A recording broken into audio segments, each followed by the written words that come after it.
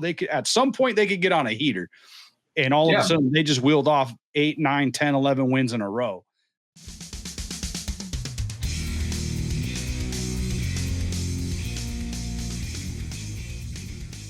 With that, let's talk about that game specifically since you brought it up, Tyler. The Eagles get the win against the Chiefs 20-17. Patrick Mahomes, for the first time in his career, he's lost 3 games in a row, going back to that Super Bowl loss. How you feeling? That feel good? Doesn't that feel good? Feels pretty good. Yeah. Honestly, like the Chiefs have some issues, and I think it starts with that O-line. Like, they did not look good in week 1. Obviously the Eagles defense is another level. So I'm not going to say that you get to play teams like the Eagles defense every single week, but it looks like there's some glaring issues at the guard, at the right tackle. So I don't know if getting their horses back on the offense is really going to help them out as much. It's kind of hard when you're trying to run for your life the whole entire time, but it was a solid game from the Eagles. Was it something crazy and mind blowing like the Super Bowl? No, but it was as that guy would say, we put our hard hats on and we went to work, right? So it wasn't a flashy win, and Mahomes got a pretty crazy stop me if you heard this, but he got a favorable call in his favor of a pass. I'm sorry, not pass interference. Whatever they call it, breathing on Mahomes is what he got basically. So he gets that first down. Roughing the passer. Yeah. Yeah. Looking at Mahomes the wrong way. That's a flag. So he gets the first down and gets that touchdown late to make the game close there. But Eagles come away with the win, and you can't be mad at that. The rookie Mukuba gets his first interception of his career off of a Kelsey tip in the end zone and almost takes it back. So 77, shout out to 77 for the Chiefs. He's a rookie. He hustled and got that tackle on Mukuba to make sure it wasn't a pick 6. So you got to give your hats and wherever you can, right? So stick taps for that as well. But nonetheless, the Chiefs are 0-2. That's awesome. They get to join the likes of, the Browns and the Jags and the Titans. So didn't think I was going to see that happening this year, to be totally honest with you. Right. My favorite part of the whole entire thing, though, is Chris Jones telling that he kept Jalen Hurts to 100 yards while we're doing the victory pose. And Jalen Hurts said, still got the fucking win. So I thought that was impressive. And it's true. There's a lot of hate out there that Jalen Hurts doesn't sling it like Mahomes or Burrow, which we'll get into that later. It looks like Burrow won't be slinging it for a while here. But at the end of the day, Jalen Hurts just wants to win. He doesn't give a crap how he wins. All he wants to do is just win. If he only throws for 100 yards and gets one push and that's enough for a touchdown to win the game, it doesn't matter. As long as you see a W at the end of the column there, that's all that matters to us. So I love that mentality, and I think that team, this Eagles team, definitely embodies that mentality as well too. It's just a go win mentality, and I'm ready for next week. Can't wait, man. Yeah, here's the thing. I just pulled up the Chiefs' schedule. They're at the Giants next week, but then after that, they got the Ravens. Then they're at the Jaguars, but then they have the Lions as well, and then they have the Raiders. So they could, in theory, be 2-4 when they play the Raiders. Sam, like, you could be going into their stadium and they're sitting at 2-4. Like, you could have a chance to bury them when you play them in the middle of October. I love it. That would be a hell of an opportunity for your boys to bury them if it comes to fruition. That being said, we'll see. I do know that your boy did say that this was the beginning of the end of it for now, at least, by not picking them to win the AFC West. I'll just say that I did call it. Yeah, is the oracling? I think the Chiefs are going to have a tough year this year. Maybe not as tough as the Giants schedule, but they're going to have a tough year with this roster construction. Yeah. All right. Okay. So that being said, let's talk about the Niners. They do go into New Orleans, battered and bruised. They do get the win, 26-21.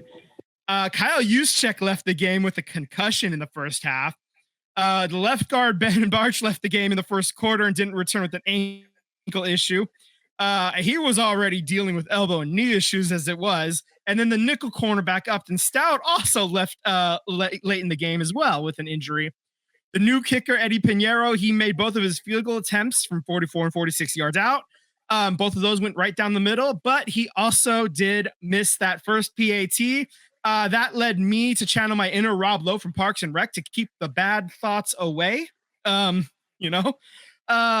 was thinking of making darker and darker jokes, but I decided, you know what? No, we'll just kind of keep it somewhat positive here. There was, I gathered some stats. Mac Jones did go 26 of 39, 279 yards. He had a passer rating of 113.1, which is great. 3 TDs, 0 interceptions. Christian McCaffrey got 65% of the rushing attempts, which is about what I'd like to see. I don't need to see him at 90%. Give him 65. That's great. Brian Robinson had 30%, and then Ricky Pearsall had a rush as well. Okay, great. Perfect. Love that. Receiving work, Juwan Jennings got 10 targets. Ricky Pearsall had 6 targets. CMC had 7 targets. That's about that's great. That's fine. CMC, his targets were down a little bit from week 1. Brock Purdy, hyper targets CMC a little bit more. But so that's great. Again, the usage with CMC, I liked seeing him, being utilized heavily, but not completely overutilized. Like I said, 65% instead of 90%, I think is perfect. You still get a lot of value out of him, but you're not overusing him to the point where you're risking even more injury, because guess what? We keep losing guys. This is the 49ers. Guys keep falling to injuries, and it makes me nervous. The first sequence for Mac Jones, though, he did go 0-3. Trent Williams actually talked to him. There was actually a quote from Mac Jones. He said, Trent came up to me and was like, "You're good, dude. Just go out there and hoop." Jones said, and he was like, "I got you. I can go hoop." And then once he was like, "All right, let's go out there and play ball," and that was kind of cool. So, shout out Trent Williams for being a true captain, a true leader. Seeing that Mac Jones was a little bit jumpy, a little bit too hyped up, and just calming him down a little bit, and everything was settled down a little bit more, and he was good to go the rest of the way for the most part. That second drive was a lot smoother. He hit Ricky Pearsall for that 15-yarder on third down. There was that.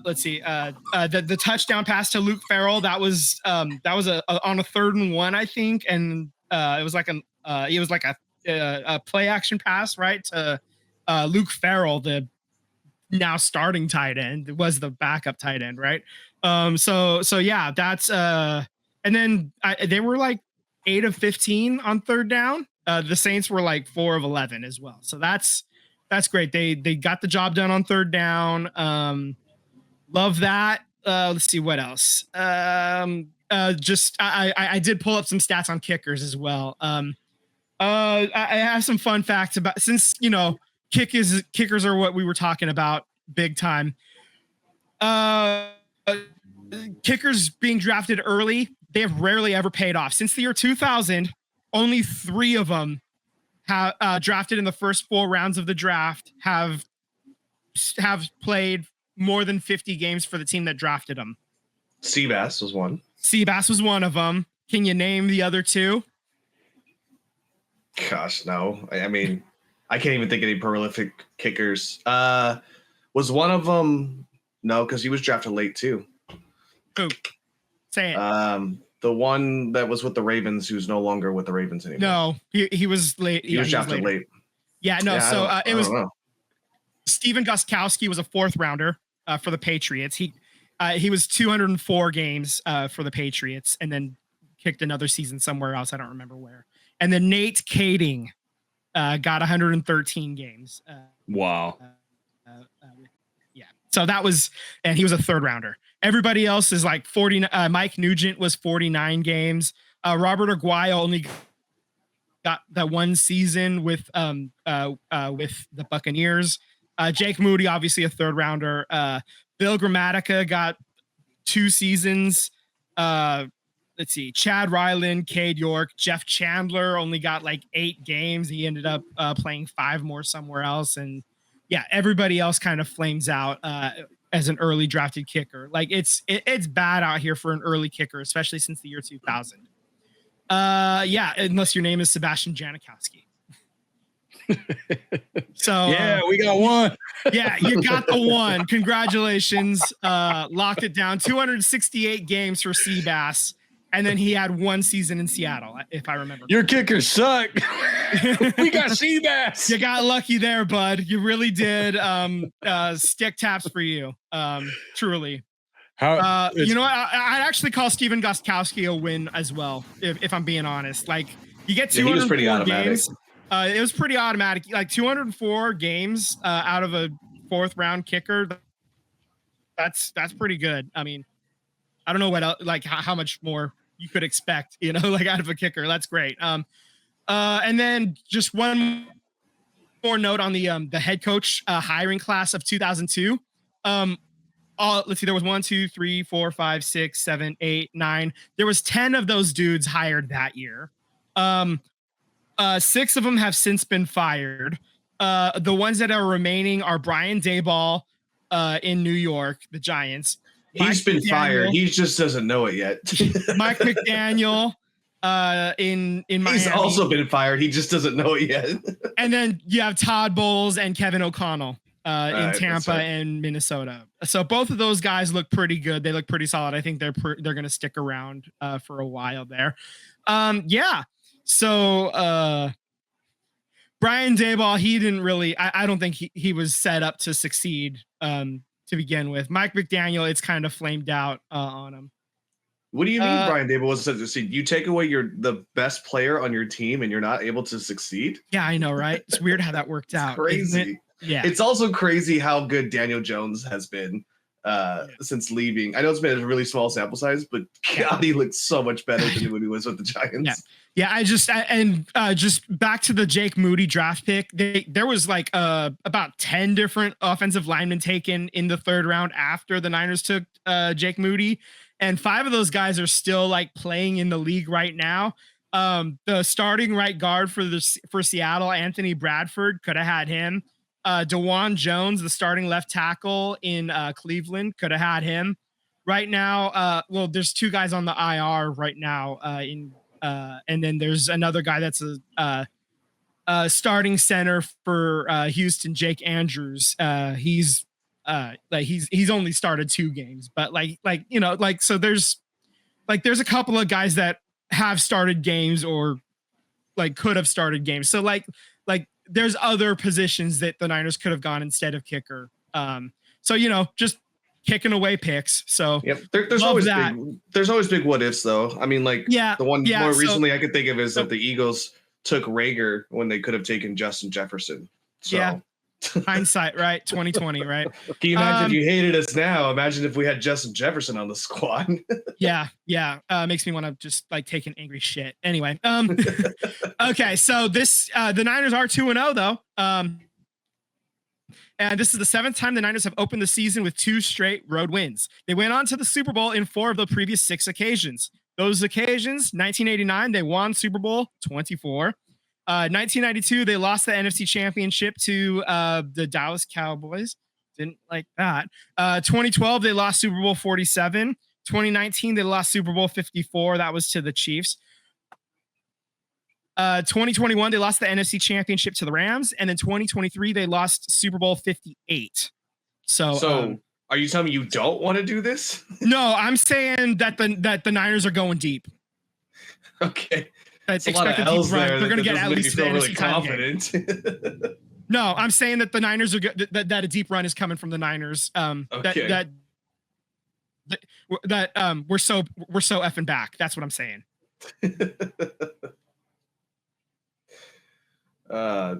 He said 1 and then just rattled off like 7 L's in a row, and I was like, I don't know what the stat you're trying to say here. Yeah, I don't know. Also, too, Okay. fun little game that Lisa brought up to me, my wife, that I actually didn't know.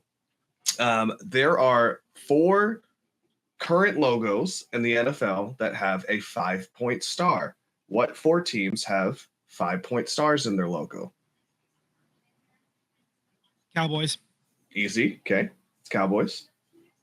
Um, I did not know some of these. I was shocked. She had to Google it for me. I was like, there's no way. 5-point stars. Yep. Patriots. Yep. Titans. Mm-hmm. Okay, so that's 3 of them. Are you looking at logos? Yeah, I am. You're not supposed to look. That's why you're supposed to guess. Cheater. No. I could see his eyes like reading the screen. The Oracle's a lie. Yeah, no. Cheating. That one I was totally cheating. Yeah. I don't know. The last one, since you're cheating over here, is this is Oracle Gate. Steelers? No, the Texans. The Steelers don't have 5-point stars. They do have stars. They don't have 5-point. Texans is the last one. Texans. The Steelers have the little shiny, the 4-point. It's shiny. Yeah. Yeah. Mm-hmm. Okay. Mm-hmm. Anyway. I did not know the Titans had stars in their logo. They have 3 little stars. Did not know that. So, anyways, last couple of notes. You said Brock Purdy. When will he be back? Brock Purdy is going to be back 2 to 5 weeks. There is an outside chance he's back this coming week. We'll see. It's a question mark. I don't think it's actually going to happen. He has turf toe. They said likely to miss 2 to 5 weeks. I think he probably misses this Arizona game coming up. We'll see. I could see that. Jake Moody also ended up signing on the Bears practice squad. Outside of that, the NFL at large, the Bengals quarterback Joe Burrow, he's going to be out 3 months due to having surgery on his toe. Justin Fields is in concussion protocol. Commanders quarterback Jaden Daniels has a knee injury. He had an MRI on it. His status for Sunday's game versus the Raiders is in doubt. The Vikings will be without J.J. McCarthy and running back Aaron Jones this week versus the Bengals. So there's that. Don't also forget Austin Eckler is done for the season. Yeah, Austin Eckler. The ACL is. No, it's Achilles, not ACL. Achilles. You're right. I'm sorry. Yeah. You're right. Well, before we move on here, I want to know, Sam, how are you feeling? What are your predictions tonight? The rivalry. You got Monday Night Football. I'm pumped. Monday Night Football. The rivalry. Brock is playing. Back. Pete Carroll versus Jim Harbaugh, 6-6 all time. Pete Carroll 2-1 in the college ranks. Jim Harbaugh 5-4 in the NFL. However, Pete Carroll's Seahawks did eliminate Jim Harbaugh's 49ers in the NFC Championship game back in 2013. Excuse me, I'm going to go drown myself real quick. Yeah, all right, he's going to go drown himself. Both coaches, I think, they're obviously trying to rejuvenate their franchises. The Chargers did make the playoffs last season, but laid an egg in those playoffs. Both teams are very similar how they want to play. They want to run the ball. They want to play physical defense. This is going to be a good old-fashioned rock fight or fist fight. So I think each team is going to be throwing haymakers at one another. I think it's going to come down to really 2 things. Who's going to be able to establish the run? Who's going to be able to run the ball in the fourth quarter? And turnovers. I think there's going to be a couple turnovers on each side. It's going to be who wins those turnover battles and gets touchdowns.